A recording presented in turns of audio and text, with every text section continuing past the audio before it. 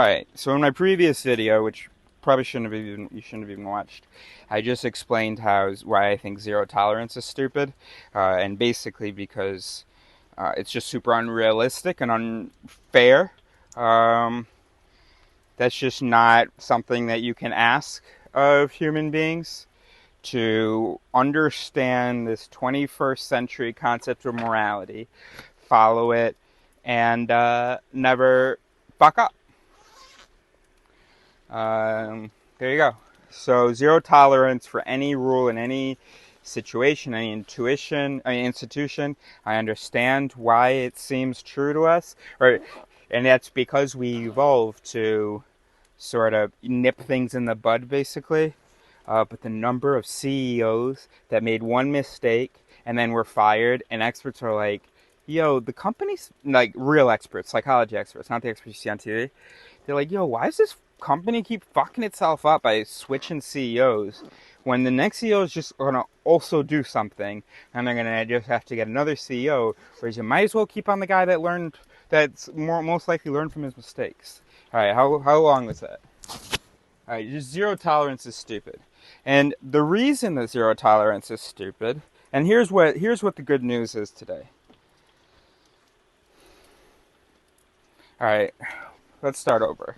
No, let's not start over. So, um, there are a bunch of myths about the mind that you believe to be true. The first one, let's say there's three of them, because I think today we've realized that the final one is also an illusion. So there's free will. There's the idea of a central governing self, and then finally of a central observer, a continuous experience, which is consciousness. Okay, so that's the third thing.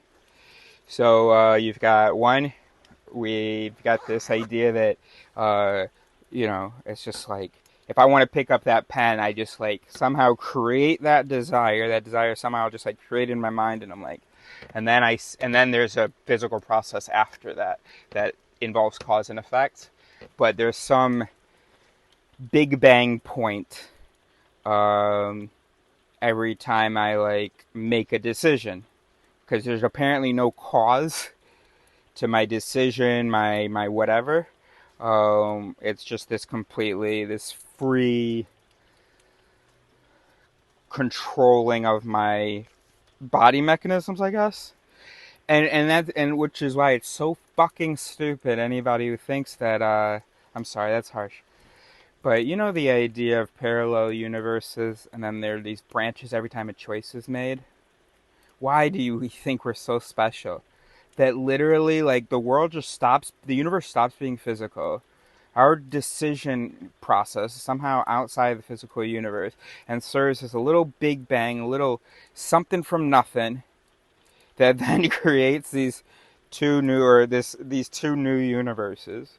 One in which out of nothing I decided to do this, and another in which out of nothing I produced this. It's crazy how special we think we are. So, back in high school, I was like, yo, this free will thing just like does not make sense. Then, about a couple of years ago, I realized, oh, there is no self. There is no individual, actually. I am a bunch of different components that interact differently at different times. So there's different in components interacting differently at different times, depending on the stimuli and the other conditions of activity, like, glucose level. And colors around me, light sources, all these different things. Okay. And check out what we realized today. See, I'm interested in the most interesting stuff in neuroscience, which is beliefs, thinking, all this stuff, okay? But yes, I think about consciousness sometimes, but it's mostly like, I've just been thinking, I think we're just asking the wrong questions, and we'll see. And sometimes I try to come up with a little way to articulate or define consciousness. Um, I thought that a couple of years ago that maybe if imagine if in the brain there's a system. So no, imagine in the brain there's a part of the brain through which some activity passes, and this part of the brain is responsible for deciding, is it going to be recorded into memory, or not? And it might be long term, it might be short term, it might just be recycled, whatever. But anything that goes down the path of, hey, yeah, let's hold on to this, and it's a pretty instantaneous thing, that is what we consciously perceive. So we're like a fraction of a second behind reality. Was an idea that I had, because it's like, do we ever have memories, and we would say like, oh, we weren't conscious then during that memory? I don't know. It seems weird, right? So I was thinking that, okay, so then yeah, when things are considered for recording, or just at the very beginning of the process when it's deemed record worthy, the whatever it's passing through, that's a central sort of experience of these things from all these different senses, all these different parts of the brain, that it's being considered being recorded. And that also explains sort of the link between consciousness and memory. Then earlier this year, I read about the claustrum, a structure in the brain through which a lot of activity passes, and we think that that might be what gives us the sense of unity of the self and of the experience. But I guess that wasn't enough for me to understand.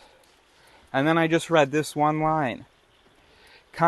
This is by Gerald Smallberg, and he says, and it's called The Wizard of I. He's a practicing neurologist and a playwright, off-Broadway productions, charter members The Gold Ring. Consciousness is the fusion of immediate stimuli with memory that combines the simultaneous feeling of being both the observer and the observed into a smooth, enveloping flow of time that is neither truly the past nor the present, but somehow inexplicably each of them. And you know what that one line did for me? I realized, oh my God, it's an illusion. It isn't real. My experience right now of like existing and being this continuous observer, it's because in my brain there is the combined simultaneous feeling of being both the observer and the observed. Okay, I'm going to read again the sentence. Consciousness is the fusion, so the brain putting information together into a single narrative of immediate stimuli, and that narrative isn't necessarily one that you say, but it can be like maybe a narrative isn't a good word. But yeah, it's a representation maybe. So you have the immediate stimuli, so what I'm seeing right now, combining it with memory from like this past second or whatever, and then somehow it just doesn't feel choppy to me, or it doesn't feel weird to me. And so I've got this illusion of being this single thing, but it's an illusion. I mean, it's like, well, I can't show you because of frame rates and stuff. I was staring at my fan the other night. Like, first of all, have you ever been on the fucking highway? Have you ever looked out the fucking window when you were a kid? You didn't see that all the wheels are spinning backwards? You didn't go, hey, wait a minute, I don't think those wheels are really spinning backwards. Oh, illusions exist. You've never seen an optical illusion? Optical illusions are tricky because sometimes you can then unsee them. But, you know, when you're watching wheels spin on a car as it's driving fast, I would stare at that as I was a kid and go, maybe that's why I knew early on I couldn't, that this brain... So anyway, so that's the really good news. In neuroscience, in psychology, we have what they call the hard problem. Consciousness. What is it?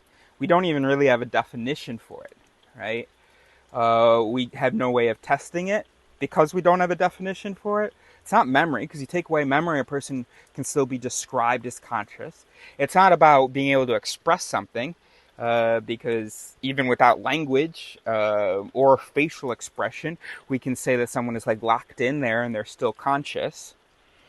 Um, Obviously, you can, if there's brain activity, you can probably assume that they're conscious. I mean, unless just like there. Um, okay. Then Gerald says something really stupid. So he says consciousness is the fusion of immediate stimuli with memory that combines the simultaneous feeling of being both the observer and the observed into a smooth, enveloping flow of time that is neither truly the past nor the present, but somehow inexplicably each of them. It is the ultimate authority and arbiter of our perceptual reality. That's false. That's how we see it, though. That's how we think of it. But consciousness is an observation. It is not an agent. The self that also doesn't exist, that we realize is actually broken up into a bunch of pieces, is the agent. Are the agents.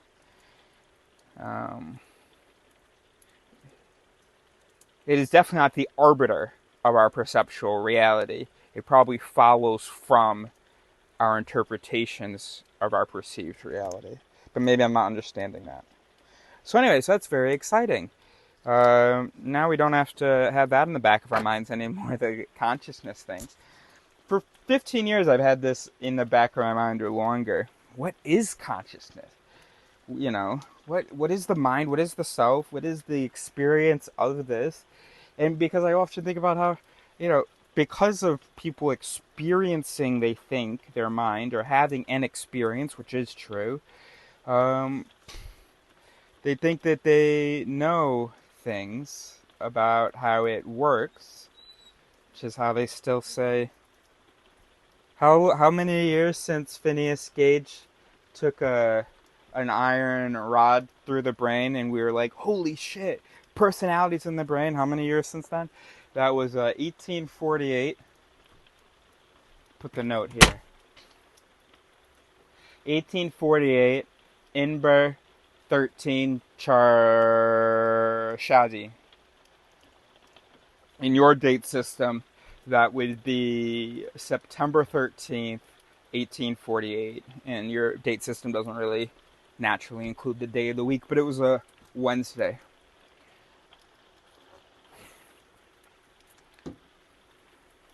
I will be alive for the 200-year, hopefully, 30, yeah, for the 200-year anniversary of when it was first learned that this is what a person is, or when it first became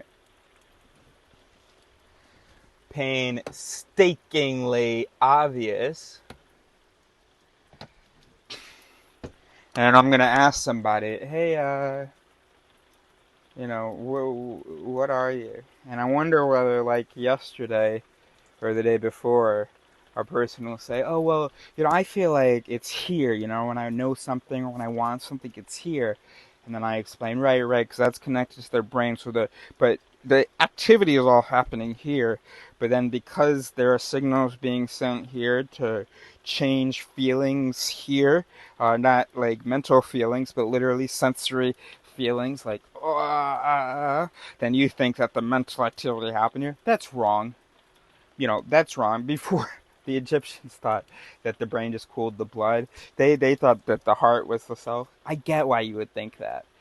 But we've learned a lot since then. So we're going to see in 25 years. Because I'm thinking I'll stick around for another 30 years. So that's perfect. Because that'll be, and then I'm going to just get my affairs in order. If I ask 10 people, hey, what's a human? Or if you're just in a conversation, like, oh, like, what it, like, just, and if anybody in a conversation says to me, not anybody, if I ask 10 people, and 8 of them say, show any resistance to the idea that they are a brain in a Homo sapien brain in a Homo sapien skull, then put my affairs in order. You know who Phineas Gage is, right? That's here.